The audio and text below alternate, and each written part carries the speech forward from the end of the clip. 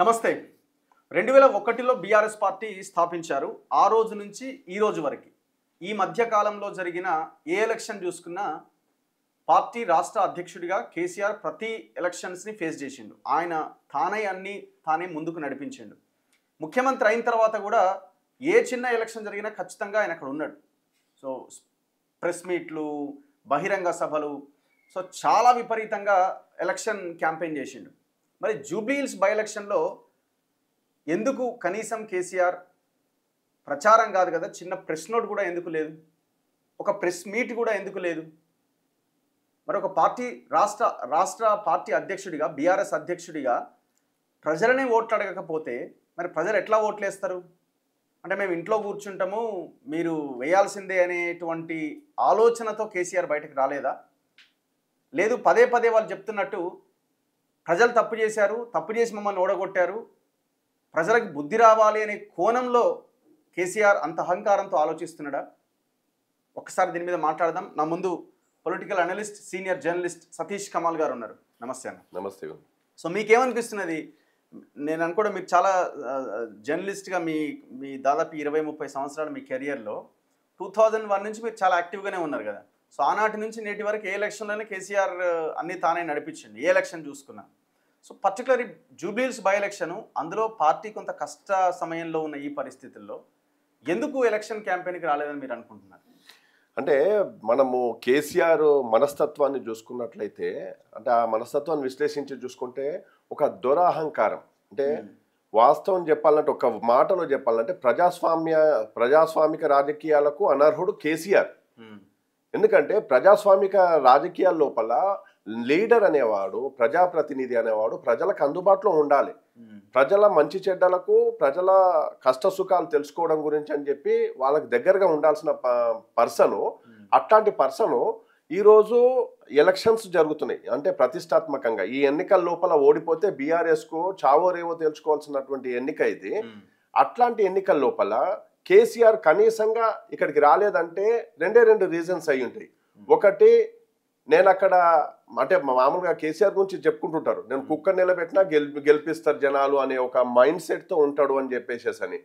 ఆ type mind set అన్న కావాలి. లేదు, ఇప్పుడు కేటీఆర్ అంటున్నట్టు ప్రజలు చెంపలేసుకొని ముక్కు నేలకు రాసి జూబ్లీహిల్స్ ప్రజలందరూ కూడా వచ్చేసేసి కేసీఆర్ నువ్వు తప్ప మాకు దిక్కు లేరు అని చెప్పి సరెండర్ అయిపోవాలని చెప్పేసి. ఈ రెండు కూడా అహంకార పూరిత రాజకీయాలకు నిదర్శనం ఇవి.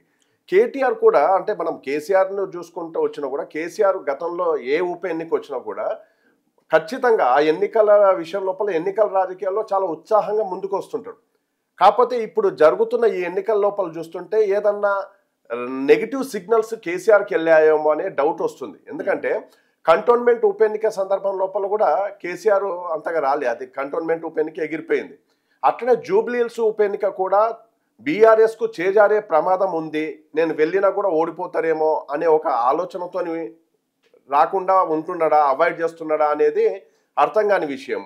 లేదనుకుంటే జూబ్లీ హిల్స్ ప్రజలు అంటే కేసీఆర్ను దండం పెట్టేసేసి క్షమాపణలు కోరుకొని ముక్కు నేలకు రాసి బీఆర్ఎస్ని గెలిపిస్తారు అనే ఒక అహంకార పూరితమైన ఆలోచనతోనైనా ఉండాలి. లేదనుకున్నట్లయితే ఖచ్చితంగా జూబ్లీ హిల్స్ ప్రజలు ఖచ్చితంగా ఈ ఎన్నికల లోపల వెళ్తున్నారు. 2 ఏళ్ల కాలంలో కాంగ్రెస్ పార్టీ అనేక వైఫల్యాలు చేస్తుంది అని అనుకున్నప్పుడు మర్యాదపూర్వకంగా అయినా సరే, మాట వరుసకైనా సరే కాంగ్రెస్ పార్టీ బీఆర్ఎస్ పార్టీ అధినేతగా ఉండేసేసి రావాలి. వాస్తవానికి ఇప్పుడు ఈయన కంటే సీనియర్ టీడీపీ అధినేత చంద్రబాబు నాయుడు ఏ చిన్న ఎన్నిక వచ్చినా కూడా ఖచ్చితంగా ప్రజలందరి దగ్గరకు వచ్చి చేతులు జోడించి మా పార్టీని గెలిపించండి అని అడుగుతాడు. కేసీఆర్కు ఎందుకు అంత నామోషి? అడగడం. ఓటర్లను ప్రజాస్వామ్య ఎన్నికల రాజకీయ లోపల ఓటర్ దేవుడితో సమానం. అట్లాంటి ఓటర్ దేవుడి దగ్గరకు వచ్చేసేసి నా పార్టీకి ఓటేయండి అని చెప్పి అడగడం అనేది కనీస బాధ్యత అవుతుంది పార్టీ అధ్యక్షుడిగా. లాస్ట్ ఏదో పార్టీ ఇన్ఛార్జ్ల రివ్యూ పెట్టినప్పుడు కూడా జస్ట్ ఆయన మాట్లాడుతున్నట్టుగా ఆ లిప్సింకే కనబడ్డది, కానీ వీడియోలు కూడా కనీసం బయటికి రిలీజ్ చేయలేదు.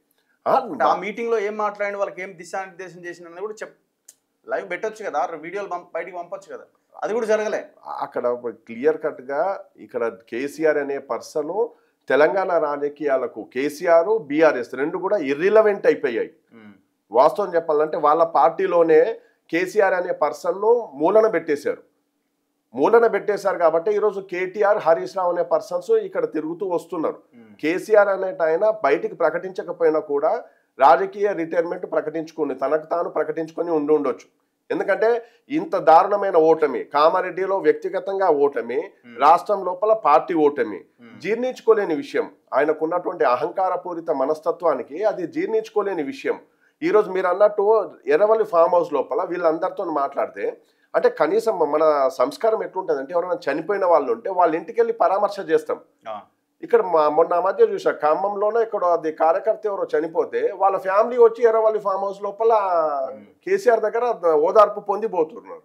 ఎంత చండాలము అంటే ఆ దొర మనస్తత్వం అనేది. నువ్వు నీ గురించి నీ పార్టీ జెండా మోసి ప్రాణాలు అర్పించిన కార్యకర్తలు నువ్వు పోవాలి కదా, వాళ్ళ దగ్గరికి వెళ్ళి కనీసం పరామర్శ అనేది జరగాల్సి ఉంటుంది. అంటే ఇక్కడ మాగంటి గోపీనాథ్ గురించి ఎందుకు వచ్చినట్టు, ఇప్పుడు వాళ్ళ కుటుంబం నుంచి అనేక ఇష్యూస్ రేజ్ అవుతూ వస్తున్నాయి. ఆయన ఆస్తులకు సంబంధించి ఈవెన్ ఇంక్లూడింగ్ కేటీఆర్ కు కూడా సంబంధాలు ఉన్నాయి అని చెప్పేసి మాగంటి ఆస్తులు అది టార్గెట్ చేసుకునే కేటీఆర్ మమ్మల్ని అవాయిడ్ చేశారని మాగంటి గోపీనాథ్ వాళ్ళ మదర్ అంటూ వస్తుంది. వీటన్నిటి నేపథ్యం లోపల చూస్తే కేసీఆర్ కూడా అంత పర్టికులర్గా మాగంటి గోపీనాథ్ అంత్యక్రియల గురించి వచ్చారు. అదే కంటోన్మెంట్ లాస్యానందితకు సంబంధించి ఇంత ప్రయారిటీ తీసుకోలేదు. కేటీఆర్ హరీష్ రావు కూడా ఆ ఎన్నికను అంత ప్రయారిటీగా తీసుకోలేదు. అంటే ఒకటే కేసీఆర్ కు సంబంధించి ఈ ఎన్నిక కూడా ఓడిపోతామని ఒక భయం ఉండి రాకపోయి ఉండాలి. లేదు అనుకుంటే తన అహంకారపూరిత ధోరణికి అద్దం పట్టేటట్టుగా ఈరోజు జూబ్లీహిల్స్ ప్రజల్లో చెంపలేసుకొని మళ్ళీ బీఆర్ఎస్ ఓటేస్తారు వీళ్ళే అనే ఒక మనస్తత్వంతో ఉండి ఉండడం మూలంగా జూబ్లీహిల్స్ ఎన్నికల ప్రచారంలో కేసీఆర్ పాల్గొనకపోయి ఉండొచ్చు. ఇంకోటి అయి ఉండొచ్చేమో, నేను పోకపోయినా మేము గెలుస్తాము, గెలిచిన తర్వాత కేసీఆర్ రాకపోయినా గెలిచిన చూసినాం అని చెప్పుకోవడానికి అలాంటి ఏమైనా ఆలోచన? కేసీఆర్ రాకపోయినా గెలవడం గురించి అనేది కాదు. ప్రజలందరూ కూడా చెంపలేసుకొని కేసీఆర్ రావాలని తపస్సు చేస్తున్నారు, ప్రార్థనలు చేస్తున్నారు అని చెప్పి ఇప్పుడు కేసీఆర్ గురించి ఇప్పుడు ఊరూరా అది గుడిలు కట్టేస్తారు అనుకుంటాను. ఇంకో 2 ఓట్లు ఎక్కువ పడితే కదా, ఆ ప్రయత్నం ఎందుకు జరగలే? అదే చెప్తున్నాను. 2 ఓట్లు ఎక్కువ వచ్చినా రాకపోయినా నీ కనీస బాధ్యత ఏముంటుందంటే ప్రజల దగ్గరకు వచ్చేసేసి అల్టిమేట్ గా ప్రజాస్వామిక రాజకీయాల లోపల ప్రజలు అల్టిమేట్ ప్రజల దగ్గరికి రావాలి. నీకు మళ్ళీ అధికారం రావాలన్నా కూడా ప్రజల దగ్గరికి రావాల్సిందే. అదే అంటున్నాను, ఒకవేళ వస్తే ఇంకొక 2 ఓట్లు ఎక్కువ పడతాయి అన్న ఆలోచనతో అయినా రావచ్చు కదా, ఎందుకు రాలేదు అంటున్నాను. అదే వాళ్ళ దొర మనస్తత్వాలకు సంబంధించి ఇప్పటికీ కూడా కేటీఆర్ మాటల లోపల కూడా మీరు అబ్జర్వ్ చేసి చూసుకుంటే ఈ తామర తంపరగా అంటే ఉప ఎన్నికలు వచ్చినప్పుడు ఈ చాలా డీసెన్సీ డెకోరము కేటీఆర్ లోపల పెళ్ళుబుకుతూ ఉంటది. అదే మామూలు టైంలో ఔరాబాయ్ అది ఎలక్షన్లు రాజకీయాలు లేకపోతే నేను బతకలేనా, నేను ఇట్లనే ఉంటా అని చెప్పి మాట్లాడే పర్సన్ ఈరోజు కేసీఆర్ కూడా అదే తరహా కేసీఆర్ తరహానే కేటీఆర్ అనుకరిస్తూ వస్తున్నాడు. ఆ దొరతరపు అహంకారపు మనస్తత్వం ఏంటంటే కేసీఆర్ అనే పర్సన్ వెళ్ళినా వెళ్ళకపోయినా కూడా ప్రజలు చెంపలేసుకునే సరే జూబ్లీహిల్స్ ఎన్నికల లోపల బీఆర్ఎస్ కు ఓటేస్తారని చెప్పేసి అనుకుంటున్నారు. సరే అంత కాన్ఫిడెన్స్ మీకు ఉన్న సందర్భం లోపల డబ్బులు పంచడం గురించి కానీ వీటి గురించి ఇంత పెద్ద ఎత్తున వెళ్ళాల్సిన అవసరం ఉండదు. కానీ ఈరోజు డబ్బులు పంచుకుంటూ పోటాపోటీగా వెళ్తున్న పరిస్థితి చూసుకున్నట్లయితే ఈరోజు అంటే కాంగ్రెస్ పార్టీ అధికారంలోకి రావద్దు అంటే మళ్ళీ గెలవడం అనేది జూబ్లీహిల్స్లో గెలవకూడదు అని చెప్పేసి ఒక రాజకీయ పార్టీ దాదాపు 5 నుంచి 6 వేలు ఖర్చు పెట్టడానికి కూడా సిద్ధమైంది అని చెప్పేసి అంటే కాంగ్రెస్ ను ఓడించడానికి అన్ని హంగులు ఏ రకంగా తీసుకొని వస్తున్నారు, ఓటర్లను ఏ రకంగా ప్రలోభ పెట్టడానికి ప్రయత్నిస్తున్నారు. మీకు కాన్ఫిడెన్స్ ఉన్నట్లయితే కేసీఆర్ ఒక పిలుపుని ఇచ్చేసేస్తే మొత్తం తెలంగాణ కదులుతుంది. జూబ్లీహిల్స్ తెలంగాణలో ఒక పార్ట్ వచ్చి ఒక అది అప్పీల్ చేయొచ్చు. ఒక గౌరవం జూబ్లీహిల్స్ ఓటర్లకు ఆత్మగౌరవం లేదా? వాళ్ళు కేసీఆర్ అనే పర్సన్ పార్టీ అధినేతగా ఉన్నప్పుడు ఆయన వచ్చి ఓటు అడగకపోతే అంటే జూబ్లీహిల్స్ ఇంకొక యాంగిల్ కూడా ఉండొచ్చేమో, నేను పోవడం ఎందుకు, అనవసరంగా ఓడిపోయిన తర్వాత మళ్ళీ కేసీఆర్ వచ్చినా ఓడిపోయింది అనే ఒక ఆలోచన ప్రజల్లో వస్తుంది. నాకున్న ఈ చరిష్మాని ఇట్లా కంటిన్యూ చేసే ప్రజలు అట్లనే ఉంటే అయిపోతుంది కదా అనే ఆలోచన కూడా అయి ఉండొచ్చు. ఇప్పుడు అదే పరిస్థితి అంటే నేను చెప్పా కదా, కామారెడ్డిలో తాను ఓడిపోయి తెలంగాణ లోపల వాళ్ళ పార్టీ ఓడిపోయి అధికారాన్ని కోల్పోయిన తర్వాత తనకు తాను ఆయన రాజకీయ రిటైర్మెంట్ ప్రకటించుకున్నట్టు ఉంది తప్ప వేరే రకంగా లేదు. ఇప్పుడు కంటోన్మెంట్ ఉప ఎన్నిక కూడా గెలిపించుకోలేకపోయినారు. ఈసారి మాగంటి గోపీనాథ్ కు సంబంధించి జూబ్లీహిల్స్ ఉప ఎన్నికకు సంబంధించి డబ్బుల ఫ్యాక్టర్ అనేది చాలా బలంగా కనబడుతుంది, ఆస్తుల ఫ్యాక్టర్ అనేది చాలా బలంగా కనబడుతూ వస్తుంది. కాబట్టి ప్రతిష్టాత్మకంగా తీసుకొని రంగంలోకి దిగుతూ వచ్చారు. వచ్చినప్పటికీ కూడా కేసీఆర్కి ఎక్కడో ఒక తేడా కనబడుతున్నట్టుంది. అంటే రేవంత్ రెడ్డికి కూడా ఇది చాలా ప్రతిష్టాత్మకమైన ఎన్నిక కాబట్టి మొత్తం అటు బీఆర్ఎస్ పార్టీ మొత్తం ఇక్కడే ఉంది, రేవంత్ రెడ్డికి సంబంధించిన ప్రభుత్వం మొత్తం కూడా జూబ్లీ హిల్స్లో ఉంది.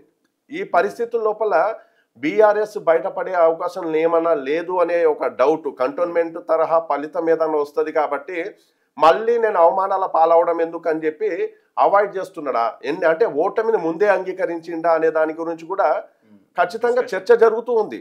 జూబ్లీహిల్స్ ఓటర్లు ఏమి ఆత్మగౌరవం లేని వాళ్ళు కాదు, ఆత్మాభిమానం లేని వాళ్ళు కాదు.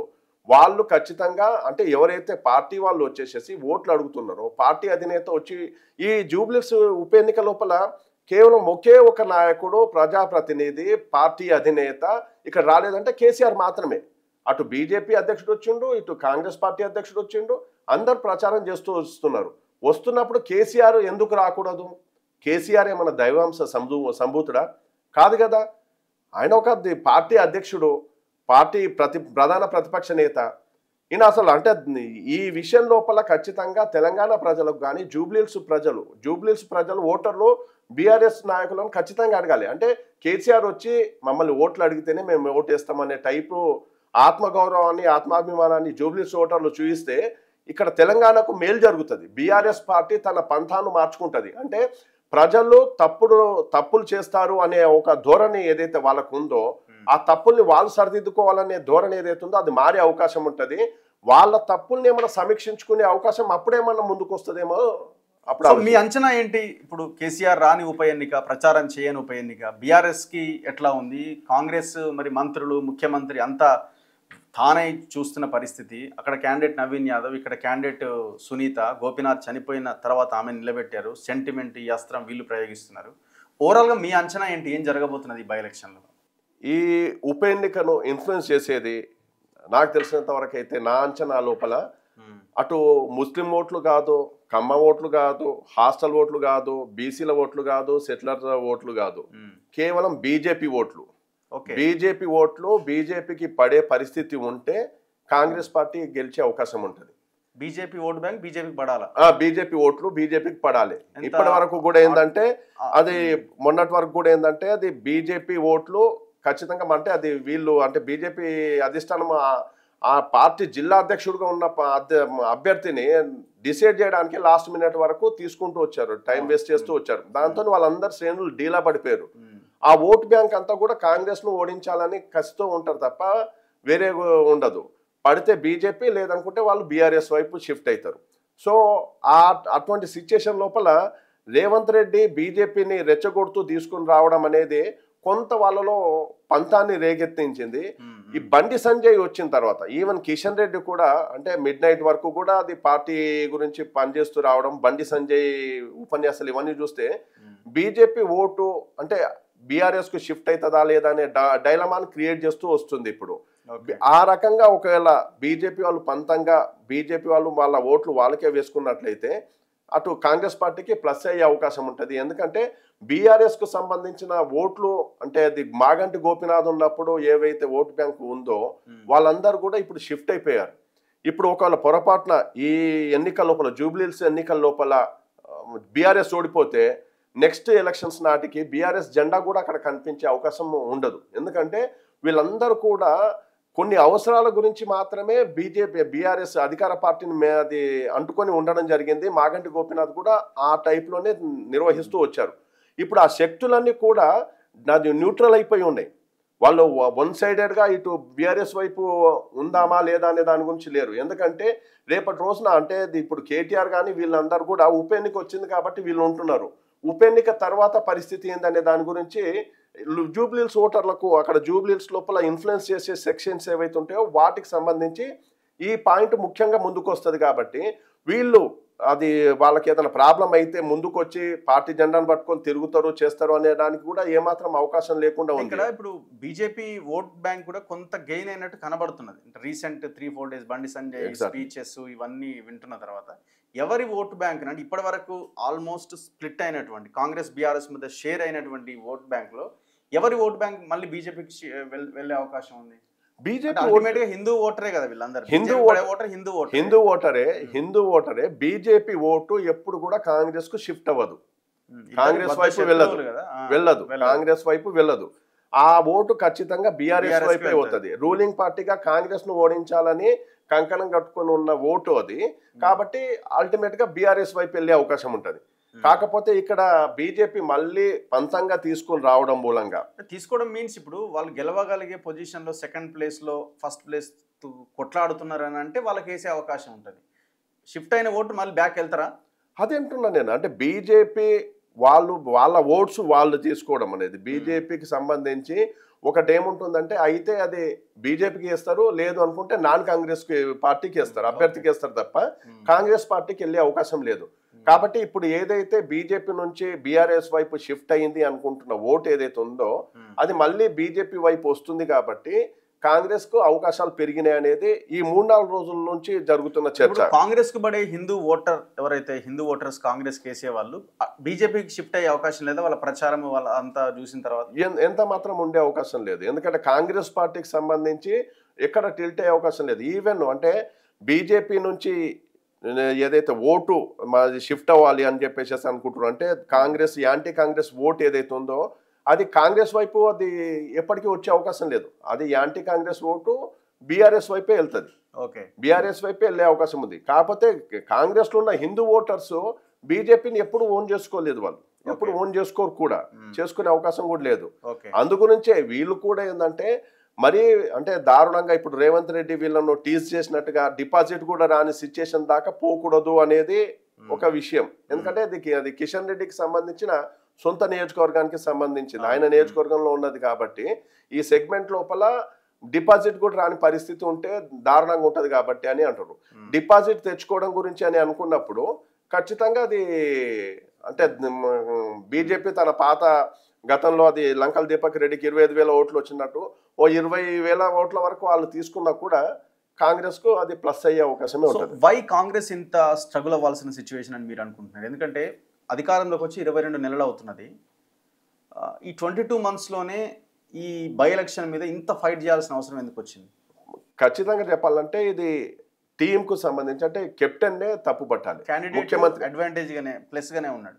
ముఖ్యమంత్రి రేవంత్ రెడ్డికి సంబంధించి ఇది తప్పు పట్టాలి. ఏంటంటే అది ఇంటి యజమాని ఎవరైతే ఉంటారో ఆయన ప్రాపర్గా చూసుకోవాల్సిన అవసరం ఉంటుంది. ఇప్పుడు 6 నెలల తర్వాత ఉప ఎన్నిక రాబోతుంది కాబట్టి ఇక్కడ జూబ్లీస్కు సంబంధించి ఫోకస్ చేయాల్సిన విషయం ఉంటుంది. దానికి సంబంధించి సరే అది ఇంతవరకు అది ఒక కాంగ్రెస్ ముఖ్యమంత్రికి ఎంత స్వేచ్ఛ ఉంటుంది ఏంది అనే దానికి మనం చెప్పలేని పరిస్థితి. దానికి ఆన్సర్ కూడా జనాలు ఏం చూడరు. కాకపోతే ముఖ్యమంత్రి పనితీరు ఏ మేరకు ఉంటుంది అనే దాని గురించి ఖచ్చితంగా పాయింట్అవుట్ చేస్తూ వస్తారు అన్నట్టు. ఈ సందర్భం లోపలనే అందు గురించి అని చెప్పి ఏదైతే సెక్షన్స్ ఉన్నాయో అక్కడ హైకమాండ్ నుంచి కొంతవరకు ఈయనకు ఫ్రీ హ్యాండ్ వచ్చిన తర్వాత అప్పుడు యాక్టివేట్ అవ్వడం జరిగింది. యాక్టివేట్ అయిన తర్వాత మిగతా మంత్రులకు వీళ్ళందరికీ ఇచ్చిన తర్వాత కూడా పరిస్థితిలో ఏమాత్రం మార్పు లేకుండా పోవడం అనేది ఆయనలో ఒక రకమైనటువంటి యాంగ్జైటీని పెంచింది. అందుగురించి ఆయన స్పీచ్ లోపల చూస్తే కూడా కొంత టెంపర్ లూజ్ అయిన సిచ్యుయేషన్స్ కనబడ్డాయి. కాకపోతే లాస్ట్ 4-5 డేస్ నుంచి మొత్తము అంటే బూత్ స్థాయి వరకు లాస్ట్ సండే నుంచి రేవంత్ రెడ్డికి సంబంధించిన స్ట్రాటజీ మారినట్టుగా నాకు అనిపిస్తుంది. ఫీల్డ్లో చూస్తున్నంత వరకు చూస్తే ప్యూర్గా ఓటర్ దగ్గరికి బూత్ స్ట్రాటజీస్తోని ఓటర్ దగ్గరికి వెళ్ళిపోతున్నట్టుగా కనబడుతూ వస్తుంది. అల్టిమేట్ గా చూసుకున్నట్లయితే ఇప్పుడు అది ఇటు బీఆర్ఎస్ వాళ్ళు కేటీఆర్ వాళ్ళు తామర తంపరగా మొత్తం యూట్యూబర్స్ ను వీళ్ళను రంగంలోకి దించుతూ వెళ్తూ వచ్చారు. అవి ఇన్ఫ్లుయెన్స్ చేస్తున్నాయి అని అనుకుంటే అది జస్ట్ మొబైల్ వరకే ఉంటుంది. ఆ మొబైల్ చూసే వాళ్ళు ఎంతమంది పోలింగ్ బూత్ వరకు వెళ్తారనేది విషయం అవుతుంది. అట్లా పోలింగ్ బూత్ లో ఓట్లు వేసే వాళ్ళు ఎవరైతే ఉంటారో వాళ్ళను ఫోకస్ చేసుకొని ఈరోజు రేవంత్ రెడ్డి స్ట్రాటజీ పెట్టుకున్నాడు అనేది కనబడుతూ వస్తుంది. అంటే ఈ లాస్ట్ 4-5 డేస్ నుంచి కొంత మారుతూ వచ్చింది. గత 2 ఏళ్ల కాలం లోపల ముఖ్యమంత్రిగా చూసుకున్నట్లయితే అది అంటే పూర్తిగా పాలన మీద పట్టు సాధించినట్టుగా కనిపించలేదు. అయితే ఈ గత నెల రోజుల నుంచి కూడా చూసుకున్నట్లయితే రేవంత్ రెడ్డి కొంచెం ఫర్మ్గా వెళ్ళాలని డిసైడ్ అయ్యాడు అనేది ఒక ప్రచారం అయితే వస్తుంది. కాబట్టి అది అంటే ఇక ముందు అంటే ఈ జూబ్లీస్ ఉప ఎన్నిక దగ్గర నుంచే తన మార్కు చూపించడానికి ప్రయత్నిస్తుండొచ్చు అనేది మేజర్ గా కనిపిస్తూ వస్తుంది. ఎందుకంటే ఇప్పుడు ఈవెన్ అంటే ఇక్కడ కమ్మ ఓటర్లకు సంబంధించి కూడా ఇన్ఫ్లుయెన్స్ చేసే అవకాశం ఉన్నది అనుకున్నప్పుడు కూడా కమ్మ ఓటర్లను డైరెక్ట్గా వాళ్ళని డీల్ చేయడానికి సంబంధించి ఎంతవరకు వచ్చినా కూడా ఇప్పుడు కేటీఆర్ వాళ్ళు ఏదైతే మాటలు మాట్లాడుతూ వచ్చారో ఇప్పుడు లోకేష్ కానీ చంద్రబాబు కానీ వీళ్ళందరూ కూడా కేసీఆర్లతో సఖ్యత ఉండడం అనేది ఖచ్చితంగా అది కమ్మ వాళ్ళను దగ్గర చేస్తుందేమో తర్వాత విషయం. కానీ మిగతా వాళ్ళను అంటే ఇప్పుడు తెలంగాణ వాదులు ఎవరైతే ఉన్నారో మొన్నటి వరకు కూడా చంద్రబాబును వ్యతిరేకిస్తూ మాట్లాడిన కేటీఆర్, చంద్రబాబును బూచిగా చూపించి తెలంగాణ వాదాన్ని రేప్ చేసిన కేటీఆర్ ఈరోజు చంద్రబాబును లోకేష్ను ఎందుకు ఓన్ చేసుకొని రావాల్సి వస్తుంది? కమ్మ వాళ్ళను ఓటు బ్యాంకును చూసుకోవడం అనే దాని గురించి. కాకపోతే కమ్మ వాళ్ళకు కూడా అది ఆలోచన ఉంటుంది కదా. ఇదే కేటీఆర్ తన అవసరం లేనప్పుడు కమ్మ వాళ్ళ గురించి ఎటువంటి మాటలు మాట్లాడతాడు, ఉప ఎన్నికలు లేనప్పుడు ఆయన భాష ఏ రకంగా ఉంటుంది, ఉప ఎన్నికలు వచ్చినప్పుడు ఆయన భాష ఎట్లుంటుంది అనే అవగాహన అయితే వాళ్ళకు ఉంటుంది కదా. ఆ మేరకు అంటే కమ్మ ఓట్లు గుండు గుత్తగా మాగంటి సునీతకు బీఆర్ఎస్కు పడే అవకాశము ఎంతైతే ఉంటుందో వాటిని పూర్తిగా భయపెడుతూ దెబ్బతీసినది కేటీఆర్ యాటిట్యూడ్. కేటీఆర్ యాటిట్యూడ్ అనేది కమ్మ ఓట్లను గుండు గుత్తగా బీఆర్ఎస్కు పడతాయి అని చెప్పేంత నమ్మకంగా కనిపించని పరిస్థితి కనబడుతుంది. ఈరోజు చంద్రబాబుతో లోపాయికారి ఒప్పందం మేరకే ఇక్కడ క్యాండిడేట్ను పెట్టలేదు అనే ఒక ప్రచారం కూడా తెలంగాణ వాదుల లోపల చర్చ ఉంది. అదే జూబ్లీహిల్స్ ఎన్నికల లోపల తెలంగాణ వాదులు ఖచ్చితంగా వాళ్ళకి ఆలోచిస్తారు కదా. ఇంత బతికి మళ్ళీ అదే చంద్రబాబును తిట్టి అదే లోకేష్ను తిట్టి అదే చంద్రబాబు అదే లోకేష్తోని డీల్స్ చేసుకోవడం ఎందుకు? అధికారంలో ఉన్నప్పుడు సరే పొరుగు రాష్ట్రం వాళ్ళతో సఖ్యత గురించి కూడా ఆలోచించలేదు. ఈ జూబ్లీహిల్స్ ఉప ఎన్నిక గురించి ఎందుకు చంద్రబాబు లోకేష్తో కేటీఆర్ లోపాయికారి ఒప్పందాలు చేసుకోవాల్సిన అవసరం ఏమొచ్చింది? ఇదే ఈ విషయాలు అది మళ్ళా కమ్మ మీడియా లోపలనే వాళ్ళను ప్రసన్నం చేసుకోవడానికి ప్రయత్నించడం చేస్తుండు. అవన్నీ కూడా ఖచ్చితంగా నెగిటివ్ గానే వెళ్ళే అవకాశం ఉంటుంది కేటీఆర్ కు సంబంధించి. కేటీఆర్ యాటిట్యూడ్ ను చూసిన వాళ్ళని చూస్తే ఇంకొకటి ముఖ్యమంత్రి ప్రతి మీటింగ్ లో చెప్తున్నది ఏంటంటే 30,000 మెజార్టీతో మేము గెలవబోతున్నాం అంటున్నారు. మామూలుగానైతే ముఖ్యమంత్రి హోదాలో అధికార పార్టీ హోదాలో వాళ్ళు చెప్పేది 50,000, 60,000, 70,000, లక్ష మెజార్టీతో గెలుస్తామంటారు. ఎందుకు 30,000 ఫిగర్ ని పట్టుకున్నాడు? అదే నేను అనుకోవడం ఏంటంటే అది రేవంత్ రెడ్డి అంటే మామూలుగా ఇది 4 లక్షల ఓట్లు ఉన్న చోట కాబట్టి ఓటింగ్ సరి పర్సంటేజ్ పెరుగుతుంది కాబట్టి 1,00,000 ఓట్ల మెజార్టీ అని చెప్పి కూడా అనొచ్చు. కానీ అట్లా కాకుండా కేవలం 30,000 ఓట్ల గురించి ఆయన ఫోకస్ చేసి మాట్లాడుతూ వస్తున్నాడు. ఏంటంటే ఈ లాస్ట్ అది మాగంటి గోపీనాథ్ లాస్ట్ 2023 ఎన్నికల్లో గెలిచిన దగ్గర కూడా చూసుకున్నట్లయితే కూడా కేవలం ఒక 16-18,000 ఓట్లు ఎంతనో చేంజ్ లోపల గెలిచాడు. కాబట్టి ఈసారి నవీన్కు సంబంధించి అంటే ఏదైతే స్ట్రాటజీస్ లాస్ట్ 1 వీక్ నుంచి అనుసరిస్తూ వస్తుండ అంటే రేవంత్ రెడ్డికి సంబంధించి ఖచ్చితమైన స్ట్రాటజీస్తో ఉన్నాడు. ఈ ఎన్నికలకు సంబంధించి ఏ ఫేజ్ వరకు ఎన్ని రోజుల ముందు వరకు ఏ ఆయుధం వాడాలి, ఎన్ని రోజుల తర్వాత ఏ ఆయుధం వాడాలి అనే దాని గురించి ఉంటుంది.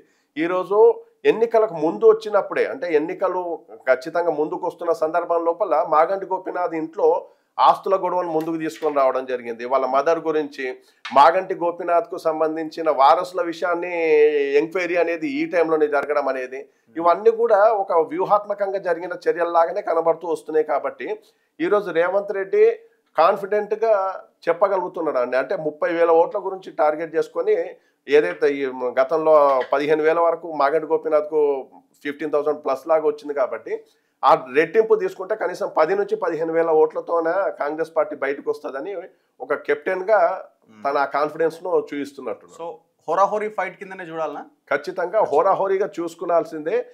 కాకపోతే అంటే కాంగ్రెస్ ఏమాత్రము ఆషామాషిగా అంటే మిగతా ఎన్నికల్లో లాగా లేదంటే మిగతా నాయకుల్లాగా లేకుండా ఈసారి డిఫరెంట్ కాంగ్రెస్ పార్టీని ఈరోజు జూబ్లీహిల్స్ ఓటర్లు చూస్తున్నారు. జూబ్లీహిల్స్ ఉప ఎన్నిక లోపల డిఫరెంట్ కాంగ్రెస్ కనబడుతుంది, పాత బీఆర్ఎస్ కనబడుతుంది, పాత బీజేపీ కనబడుతుంది. కానీ కాంగ్రెస్ కు సంబంధించి మాత్రము ఒక కొత్త కాంగ్రెస్ పార్టీ జూబ్లీహిల్స్ ఉప ఎన్నికను ఫేస్ చేస్తుంది. Anyway thank you very much Satish Kamal గారు. Thank you. చూద్దాం ఎల్లుండే పోలింగ్ November 14th రిజల్ట్. అంతవరకు వెయిట్ చేయక తప్పది. ఉత్కంఠకు తెరపడాలంటే ఆ రోజు వరకు మనం వెయిట్ చేయాల్సిందే. చూద్దాం ఏం జరుగుతుందో. చూస్తూనే ఉండండి మన తొలి వెలుగు. చూద్దాం ఏం జరుగుతుందో. చూస్తూనే ఉండండి మన తొలి వెలుగు.